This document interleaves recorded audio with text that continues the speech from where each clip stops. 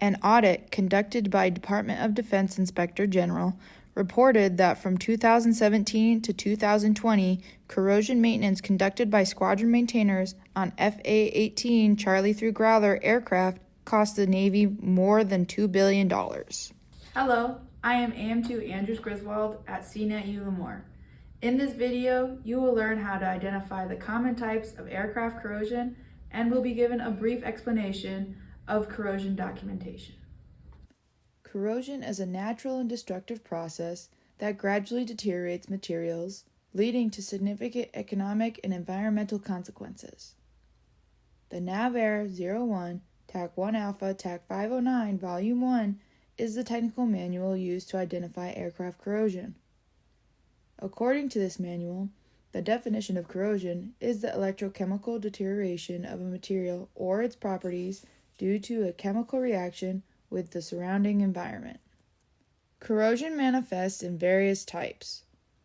In the NAVAIR 01 TAC 1 Alpha TAC 509 Volume 1, there are 13 types of corrosion reported.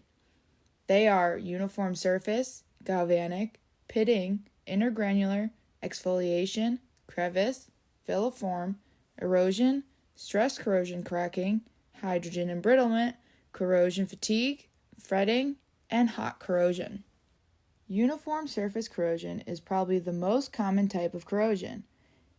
It results from a direct chemical attack on a metal surface that proceeds uniformly over the entire exposed surface. Magnesium and low alloy steels are most susceptible to this type of corrosion. Galvanic corrosion occurs when different metals are in contact with each other and an electrolyte, such as seawater. It is usually recognizable by the presence of a buildup of corrosion deposits at the joint between the metals. Aluminum, magnesium, and cadmium are anodic to all other metals in most environments and will preferentially corrode. Pitting is a form of extremely localized attack that results in holes in the metal. Pits can be isolated or so close together that they look like a rough surface, often difficult to detect.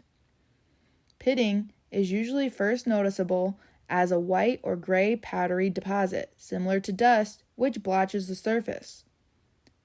This type is one of the most dangerous forms of corrosion because it is difficult to anticipate and prevent, relatively difficult to detect, occurs rapidly, and can cause sudden failure.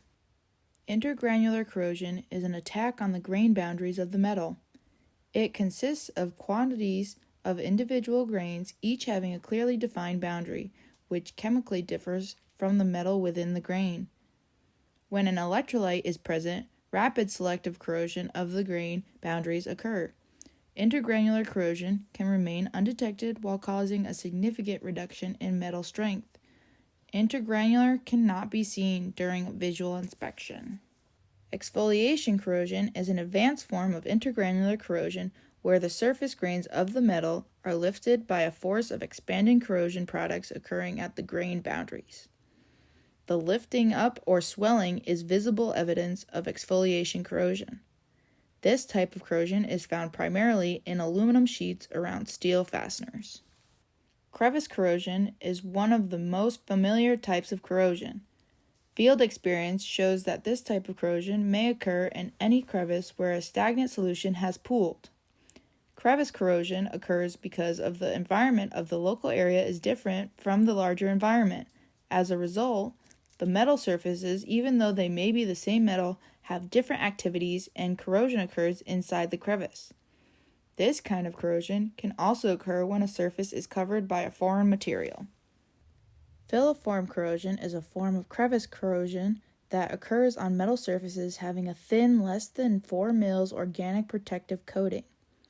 It is recognized by its characteristic worm-like trace of corrosion products beneath the coating. Filiform corrosion is unusual because it only affects surface appearance but does not weaken or destroy the base metal. It may cause the coating to fail, delaminate, or crack, and lead to more serious corrosion in some locations. Erosion corrosion, due to impingement or cavitation, can be accelerated due to the action of a corrosive fluid against the metal surface. Erosion corrosion is characterized by grooves, gullies, waves, rounded holes, and/or valleys in the metal surface.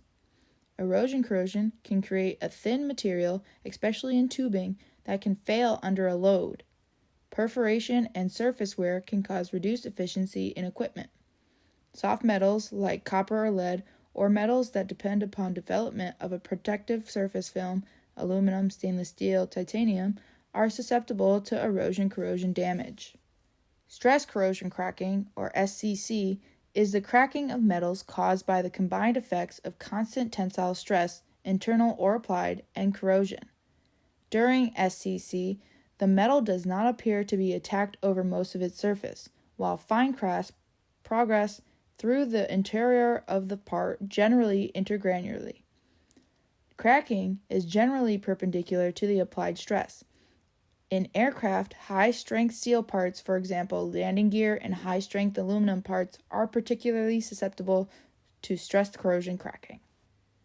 Hydrogen embrittlement, or HE, is caused by the penetration of hydrogen into a metal, resulting in a loss of ductility and tensile strength. HE typically occurs during plating, pickling, or welding operations. It can also be a result of corrosion. Hydrogen produced by corrosion readily dissolves and diffuses into the crystal structure of the metals, weakening the structure. Sudden catastrophic failure can occur when the part can no longer sustain the internal stresses. High-strength alloys are more susceptible to hydrogen embrittlement. Corrosion fatigue is the cracking of metals caused by the combined effects of salicylic stress and corrosion. As the crack forms, the newly exposed bare metal corrodes and produces corrosion products, further widening the crack.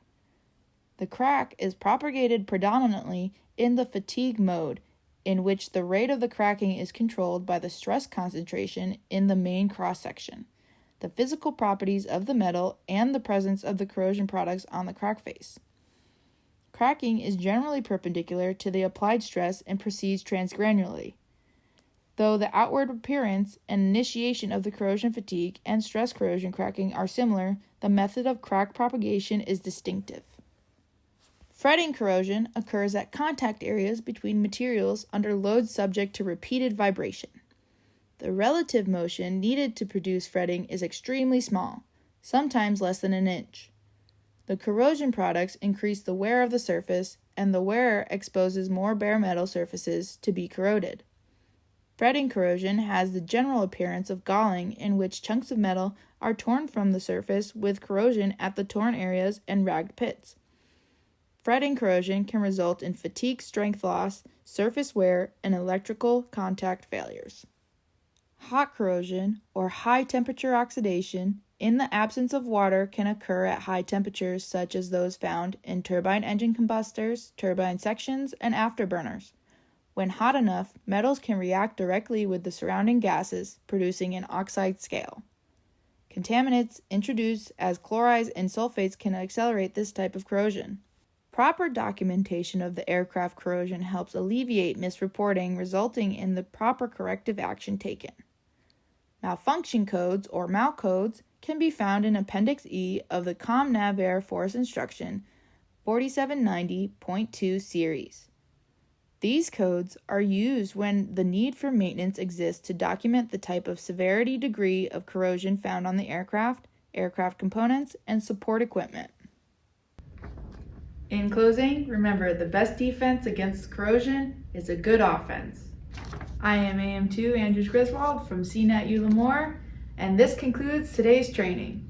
Remember, the 4790.2 series and the NAVAIR 01 Tag 1 Alpha Tag 509 manuals, volumes 1 through 4, are your friends.